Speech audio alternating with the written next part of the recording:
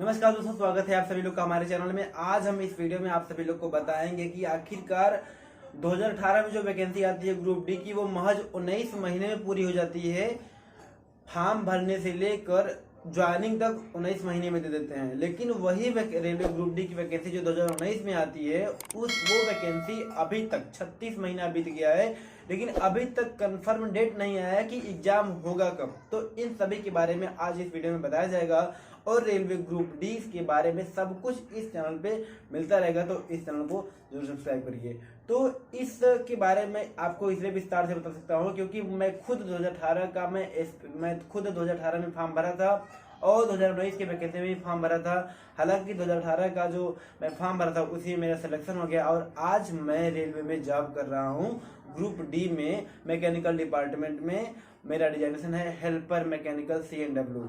तो इसके बारे में इसलिए आपको विस्तार से बता सकता हूँ क्योंकि मैं खुद रेलवे में जॉब कर रहा हूँ। मैं खुद फॉर्म भरा था, किस प्रकार से एग्जाम दिया, फिर दौड़ हुआ, फिर DV और मेडिकल हुआ और उसके बाद फाइनली पैनल में नाम आता है, फिर ज्वाइनिंग होता है और ज्वाइनिंग के बाद आज मैं जॉब कर रहा हूँ। तो इसके बारे में आप सभी लोगों को विस्तार से बता सकता हूँ जिससे कि आप समझ सकते हैं कि 2018 वैकेंसी इतनी जल्दी पूरी कैसे हो गई और वही 2019 की वैकेंसी इतनी देर में अभी तक 36 महीना बीत गया, अभी तक पूरा नहीं हुआ है।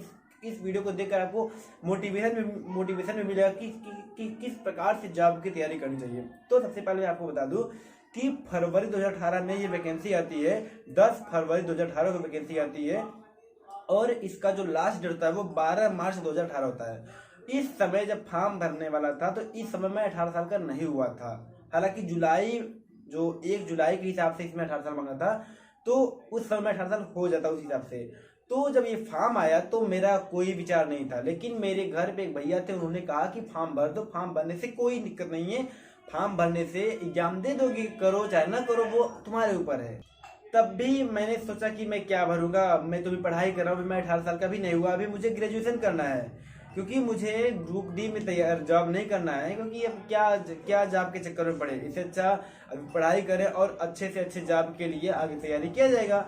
लेकिन फिर मैंने फॉर्म भर दिया। फॉर्म भरने के बाद मैंने फरवरी में ही फॉर्म भर दिया और फरवरी में फॉर्म भरने के बाद मैं सोचा था ठीक है मैं फॉर्म भर देता हूँ, लेकिन मैं एग्जाम नहीं दूंगा। उसके बाद मेरा BHU में सिलेक्शन हो जाता है BHU BA के लिए। तो मैं BHU BA के लिए मैं जुलाई में चला जाता हूँ BHU में मेरा सिलेक्शन हो जाता है BA सोशल साइंस के लिए, मेरा एडमिशन हो जाता है और मेन कैंपस में मैं पढ़ाई करने लगता हूँ। लेकिन वही जुलाई में मुझे लगता है कि मुझे रेलवे ग्रुप डी की तैयारी करनी चाहिए, रेलवे में या कोई भी जॉब मुझे तैयारी करनी चाहिए। क्योंकि 2018 में जितनी भी वैकेंसी आई थी, चाहे वो रेलवे ग्रुप डी की हो, रेलवे NTPC रेलवे टेक्नीशियन की हो, रेलवे RPF की हो या फिर UP पुलिस की हो या फिर यहाँ तक कि UP वीडियो की वैकेंसी आई थी, इन सभी को मैंने भर दिया था। क्योंकि मुझे उस समय लगने लगा था कि मैं फॉर्म भर दे रहा हूँ, एग्जाम दूंगा, देखता हूँ मैं किस में मेरा सिलेक्शन होता है या कहाँ तक मैं स्ट्रांग हूँ और किस सिलेबस में मैं वीक हूँ। मैं ये समझकर मैं सभी फॉर्म को भर दिया था।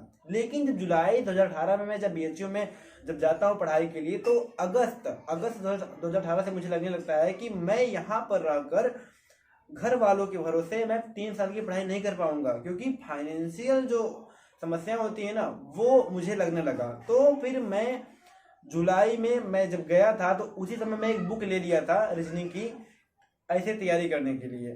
फिर अगस्त में मैं उसको जबरदस्त खूब पढ़ाई करने लगा क्योंकि मुझे लगने लगा कि मुझे जॉब चाहिए, किसी भी में मिल जाए, लेकिन जॉब करनी है। अगस्त में ही मैं ALP CBT 1 का एग्जाम देता हूँ, जिसमें मेरा जो मार्क्स है 50 नंबर मिलता है। उसके बाद मुझे लगने लगता है कि मुझे रेलवे में जॉब करना ही करना है, क्योंकि बहुत दिक्कत हो जाएगी अगर मैं नहीं कर पाऊंगा तो मुझे ग्रुप डी में सिलेक्शन लेना ही लेना है। और इसके लिए मैं अगस्त से लेकर मैं कंटिन्यू खूब पढ़ाई करने लगा। मैं BHU में क्लास भी लेता था, लेकिन BHU में क्लास लेने के साथ साथ मैं BHU में पढ़ाई भी करता था। मैं रेलवे की तैयारी करता था, उसमें भी मैं पीछे क्लास में बिल्कुल पीछे बैठकर केवल रेलवे की ही तैयारी करता था। क्योंकि मुझे लगने लगा था कि अगर रेलवे ग्रुप डी मेरा सिलेक्शन नहीं हो पाएगा तो मैं BHU की पढ़ाई सही से नहीं कर पाऊंगा। तो इसी वजह से मैं अगस्त में खूब जबरदस्त मेहनत किया। रूम पर जाने के बाद भी खूब तैयारी करता था और यहाँ तक कि BHU कैंपस में पढ़ाई करता था। अगस्त खूब पढ़ा, सितंबर खूब पढ़ा। लेकिन वहीं सितंबर में 26 तारीख के आसपास मैंने ये निर्णय कर लिया कि अब मैं BHU बिल्कुल ही छोड़ देता हूँ, क्योंकि मेरा 9 अक्टूबर को एग्जाम था और मैं इस कंडीशन में फंसा था कि अगर मैं रेलवे की तैयारी करता हूँ तो मैं बीएचयू का अभी सेमेस्टर एग्जाम होगा, उसमें अच्छा परफॉर्म नहीं कर पाऊंगा, या फिर अगर मैं बीएचयू का सेमेस्टर की तैयारी करता हूँ तो मैं रेलवे ग्रुप डी में अच्छे से परफॉर्म नहीं कर पाऊंगा। और फिर इन दोनों के बीच ये भी कंफ्यूजन था कि अगर दोनों की तैयारी करता हूँ तो दोनों में मेरा अच्छे से परफॉर्मेंस नहीं हो पाएगा। लेकिन यहाँ पर मुझे पलड़ा जो भाई लगा वो रेलवे ग्रुप डी का, कि भाई पढ़ाई तो करते रहेंगे लेकिन एक जॉब हो जाएगी तो हम पढ़ाई करते रहेंगे आराम से। इसीलिए मैंने बीएचयू को छोड़कर मैं घर चलाया। हालांकि घर में बहुत डांट पड़ी, क्या कि बीएचयू में लोग चाहते हैं कि सिलेक्शन हो, पढ़ाई करें, लेकिन मेरा सिलेक्शन होने के बावजूद मैं बीएचयू छोड़ के चला आया। फिर पूरी डेडिकेशन से 26 सितंबर से 7 अक्टूबर तक मैं खूब मेहनत किया। और 9 अक्टूबर को मेरा कानपुर में एग्जाम था, और जब मैं कानपुर में एग्जाम देता हूँ 9 अक्टूबर को, तो मुझे लग गया कि अब मेरा सिलेक्शन हो जाएगा, क्योंकि मैं 100 क्वेश्चन में से 82 क्वेश्चन अटेम्प्ट किया था और मुझे लगने लगा कि अगर 4-5 क्वेश्चन भी गलत होंगे तब भी मेरा सिलेक्शन हो जाएगा। इससे मैं आश्वस्त था। हालांकि जब आंसर की आता है 11 जनवरी 2019 को आता है आंसर की, उस समय से पहले मुझे कई बार समस्या आती थी कि पता नहीं मेरा होगा या नहीं होगा। हो सकता है 4 क्वेश्चन 5 क्वेश्चन न गलत होकर और क्वेश्चन गलत हो, लेकिन जब 11 जनवरी को जब आंसर किया जाता है तो उससे मालूम हो जाता है कि मेरा 72 क्वेश्चन सही है, 12 क्वेश्चन गलत है। उस आधार में मेरा 68-69 नंबर के आसपास बन रहा है, 69-70 के आसपास नंबर बन रहा है। तो इससे मैं आश्वस्त हो गया कि मेरा हो जाएगा। लेकिन जानते ये ह्यूमन नेचर है, आपका नंबर कितना भी रहेगा ना, लेकिन आपको लगेगा कि यार पता नहीं होगा या नहीं होगा। फिर 4 मार्च 2019 को जब रिजल्ट आता है, स्कोर कार्ड आता है, तो उसमें जो नंबर होता है, जो रॉ मार्क होता है वो 69 नंबर के आसपास होता है, और जो नॉर्मलाइज मार्क होता है वो 76.47 हो जाता है। तो 69 से 76.47 हो जाता है, और उसमें ये देता है कि आप फिजिकल इफिशियंसी टेस्ट पीईटी के लिए आप एलिजिबल है, पीईटी के लिए आपको बुलाया गया है। लेकिन ये देखिए यहाँ पर जो कट ऑफ बनाया गया था वो 68 कुछ नंबर के आसपास कट ऑफ बनाया गया था। जो इससे अधिक होंगे उनका पीईटी के लिए सिलेक्शन है, वो पीईटी के लिए जा सकते हैं, और मेरा नंबर 76.47 था। तो पीईटी के कट ऑफ से मैं लगभग 7 नंबर में अधिक था। तो इसीलिए मुझे लगा कि मैं आश्वस्त हूँ, मेरा फिजिकल में अगर मैं पास हो जाता हूँ तो मेरा कंफर्म है कि डीवी मेडिकल के लिए भी सिलेक्शन हो जाए, और फाइनल मेरिट में भी मेरा सिलेक्शन हो जाएगा। फिर 3 गुना लोगों को बुलाया गया था फिजिकल के लिए। मैं वहां पर गया, मैं दौड़ की तैयारी पहले से ही कर रहा था, क्योंकि मुझे लग रहा था कि मैं दौड़ तो आराम से निकाल लूंगा, लेकिन 35 किलो का जो वजन होता है उसे लेकर चलने में दिक्कत होगी। लेकिन हुआ उल्टा ये है कि जब कंटिन्यू अभ्यास करने लगे तब लगा कि यार जो 100 मीटर दौड़ना है वो तो बड़ा आसान है, 35 किलो वजन उठाकर, बस केवल आपको 35 किलो उठा भर लेना है, बस नहीं तो आराम से दौड़ लेंगे। लेकिन जो 1 किलोमीटर आपको दौड़ना था 4 मिनट 15 सेकेंड में, वो बहुत कठिन लगने लगा।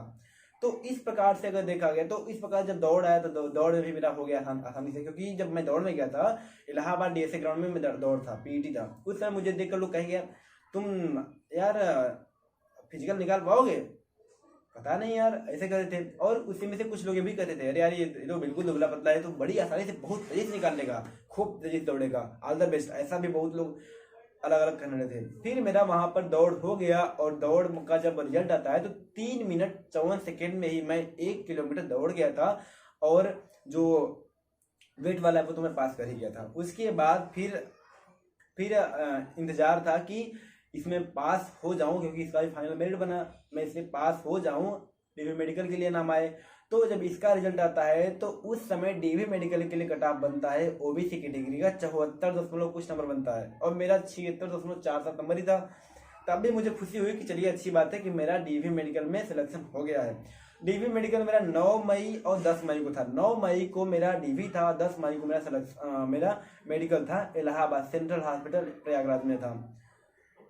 तो इस प्रकार से उसमें भी जो डीवी तो नॉर्मली पास हो गया, डीवी में कोई वो नहीं होता। लेकिन मेडिकल में मुझे लग रहा था कि मेरे आंख में कुछ समस्याएं हैं, क्योंकि मेरी आंख में जो होती है निकट दृष्टि दोष, शॉर्ट साइटेडनेस, निकट दृष्टि दोष की समस्या थी। मुझे लगा कि पता नहीं यार ऐसा ना हो कि आंख की वजह से या फिर मेरे वेट की वजह से मुझे मेडिकल में छाड़ दिया जाए। देखिए ये ह्यूमन नेचर है, और अगर जब आपको लगता है कि केवल एक ही चांस है कि मुझे सिलेक्शन लेना ही लेना है, तो उस समय अगर आपको थोड़ी सी भी कमियां लगेगी ना तो आपको बहुत डर लगेगा। और यही वजह उस समय भी मुझे लगी थी कि कहीं ऐसा ना हो कि वेट की वजह से मुझे रिजेक्ट कर दिया जाए मेडिकल से। लेकिन मेडिकल में मैं पास हो गया, और हालांकि उस समय रिजल्ट नहीं दिए।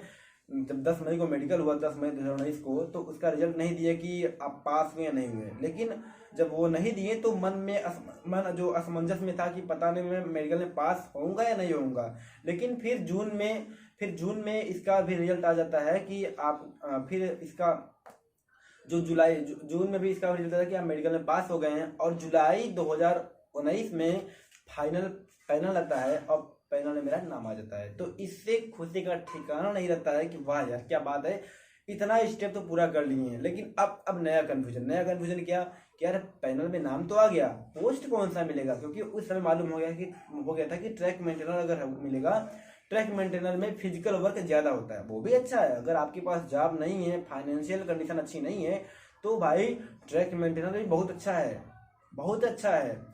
तो ये समझ के हुआ कि चलिए भाई ट्रैक मेंटेनर ही मिल जाएगा।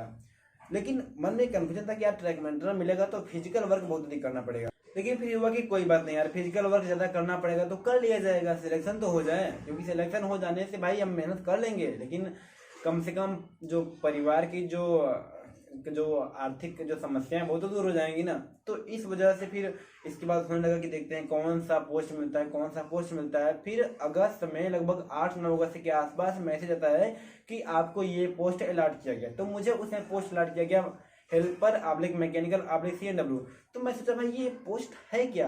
तो मैं यूट्यूब पे सर्च किया। यूट्यूब पे सर्च करने मुझे ऐसा लगा कि शायद जो इंजन का जो मेंटेनेंस होता है उसी में काम करना पड़ेगा। मुझे उस समय यही लगा, और मैं अपने घर वालों को भी यही बताया कि इंजन का जो मेंटेनेंस वर्क होता है उसी में शायद मैं हेल्प करूंगा।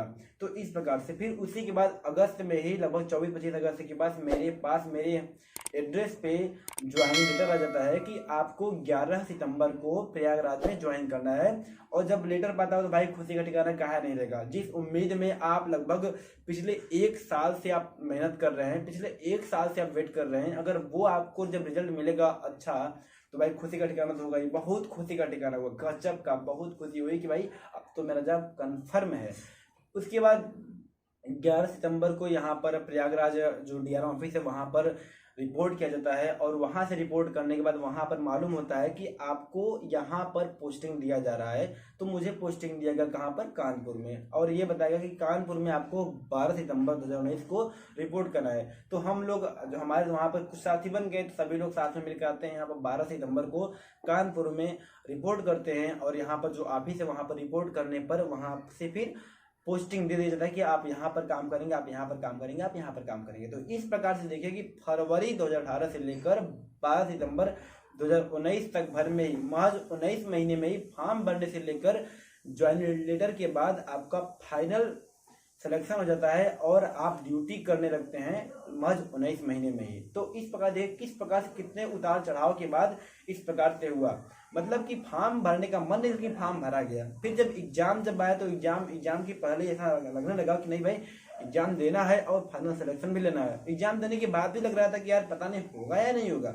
फिर आंसर की आता है, आंसर की के बाद भी लगता है कि यार होगा या नहीं होगा। फिर स्कोर कार्ड आता है, स्कोर कार्ड में जब पीटी में सिलेक्शन भी हो जाता है तब भी लगता है कि यार ऐसा ना हो कि बाद में छाड़ दिया जाए। फिर दौड़ में भी जब पास हो गए, दौड़ में पास होने के बाद जब मेडिकल की बारी आई तो मेडिकल में लगा कि यार पता नहीं ऐसा ना हो कि मेडिकल में छाड़ दिया जाए किसी वजह से। लेकिन मेडिकल भी पास हो गए।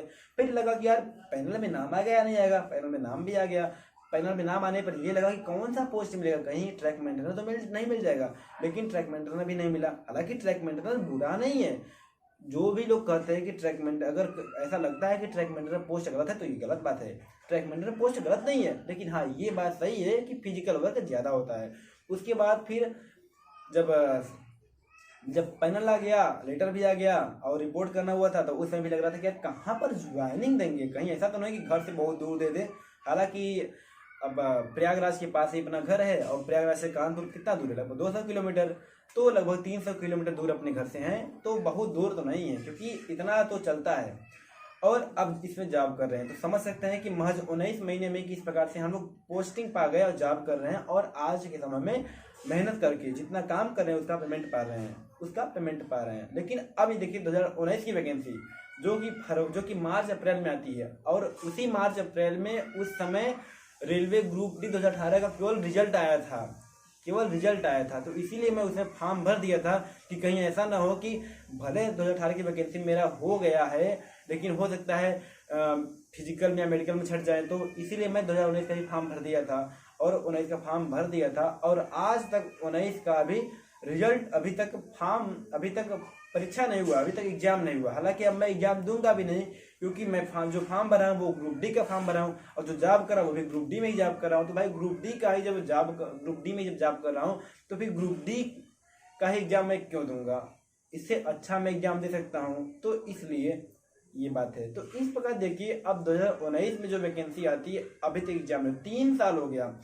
हमें लगता है कि अभी तक रेलवे के इतिहास में बहुत बड़ा एग्जाम था 2018 की वैकेंसी वाला एग्जाम, और महज 19 महीने में पूरा हो गया। ये रिकॉर्ड है रेलवे के इतिहास में। लेकिन अब वही रेलवे फिर 2019 की वैकेंसी को 36 महीने तक अभी तक वेटिंग में ही रखी है, लेकिन एग्जाम नहीं करा पाई है। तो सोचने वाली बात है कि जो लोग हमारे तरह होंगे, सोचते होंगे कि हम भी जॉब करेंगे, हम भी पढ़ाई करना है हमें भी, तो जॉब करने लगेंगे, तो जॉब के साथ साथ पढ़ाई भी करेंगे। तो ऐसे लोगों की कितनी उम्मीदें टूट रही होंगी। तो रेलवे को ये चाहिए कि भाई अगर आप फॉर्म लाते हैं तो आप उन विद्यार्थियों के साथ खिलवाड़ न करें। मानते हैं कि 2020 में कोविड पेंडेमिक आया, लेकिन उसके बाद भी 21 में कोविड पेंडेमिक आया, तब भी ठीक है। लेकिन कोविड पेंडेमिक खत्म होने के बाद अभी भी एग्जाम नहीं हो पाया। इसके बीच कितने सारे फंक्शन हुए, कितने सारे चुनाव हुए, सब हो गए, लेकिन रेलवे की जो फॉर्म भरने वाले जो स्टूडेंट थे उनका एग्जाम नहीं हो पाया। क्या उनका भविष्य नहीं है? क्या वो नहीं समझते हैं कि हम भी जॉब करें, हमारा भी करियर बढ़िया बने? तो इसके बारे में रेलवे सिस्टम को समझना चाहिए, रेलवे मिनिस्ट्री को समझना चाहिए और भारत सरकार को भी समझना चाहिए कि अगर आप फॉर्म भराते हैं तो आप उन विद्यार्थियों के साथ खिलवाड़ न करें। क्योंकि वो विद्यार्थी ऐसा नहीं कि सब लोग जॉब मांगते हैं, वही लोग जॉब मांगने की चाहते हैं कि भाई आप एग्जाम दीजिए, अगर हम सेलेक्ट होंगे तब मुझे जॉब दीजिए, नहीं होंगे तो कोई बात ही नहीं है। तो वो अपना हक की मांग कर रहे हैं। तो इसीलिए रेलवे प्रशासन को ये समझना चाहिए कि अब जल्द से जल्द रेलवे विद्यार्थियों की उपेक्षा अब न की जाए और जल्द से जल्द उनका एग्जाम कराया जाए, जिससे कि वो लोग भी एग्जाम देकर सिलेक्शन ले सके और वो जॉब करे, जिससे कि वो अपने करियर को और ब्राइट कर सके और अपने करियर को ब्राइट करने के साथ साथ वो अपने परिवार को खुशहाल रखें, खुशहाल बनाएं और खुद भी खुश रहें। तो यही था। जैसा भी आपको लगा, ये एक मोटिवेशन है, ऐसा नहीं है कि मैं आपको इस बारे में बताया हूँ। अब भाई मेरे साथ ये हुआ इसलिए मैं आपको बताया, ये आपको अपने आप पर मोटिवेशन के रूप में भी ले सकते हैं।